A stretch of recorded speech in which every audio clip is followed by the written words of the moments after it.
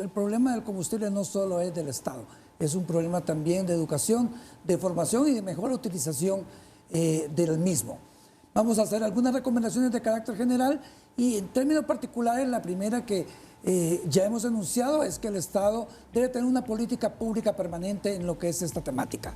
No podemos estar con situaciones coyunturales que no dan respuesta concreta y sostenible a lo que es la operación de la economía del país. Entonces, la primera recomendación son políticas públicas permanentes en energía y que podrían ser una viabilidad de la reducción del impuesto. Esto lo menciono como una viabilidad y no necesariamente como una propuesta concreta o clara desde este momento. Yo creo que eso es un análisis que el gobierno de la República debería hacer en base a sus condiciones de ingresos fiscales.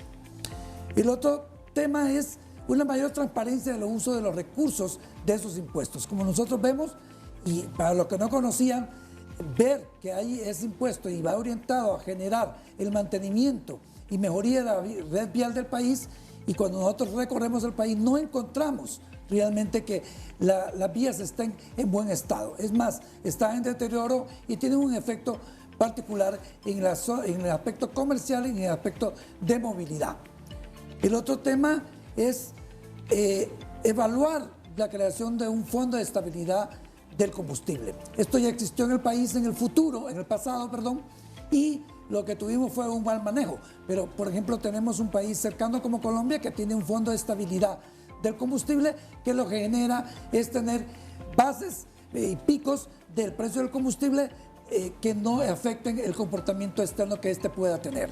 Esto podría ser una idea que bien manejado, bien estructurado y con una supervisión debida podría ser una de las soluciones.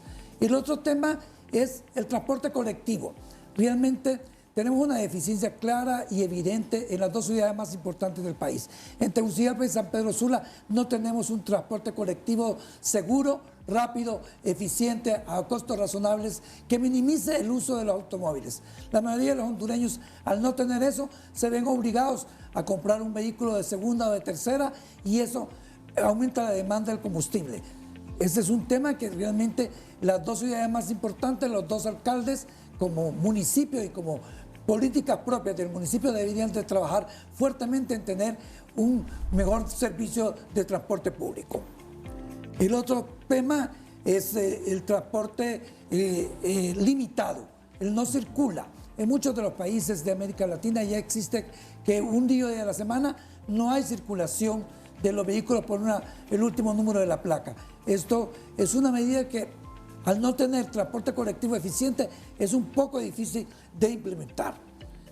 El otro tema que el gobierno actual sí ha implementado es el ingreso de los horarios de los trabajadores. Aquí yo creo que el sector privado también debería sumarse a esta política de tener diferentes ingresos de los horarios de los trabajos en sus ingresos y en sus salidas. Esto lo que evitaría es esa acumulación, ese estancamiento del tráfico que de una u otra manera aumenta el consumo de combustible. Tenemos algunas recomendaciones a los hogares particulares.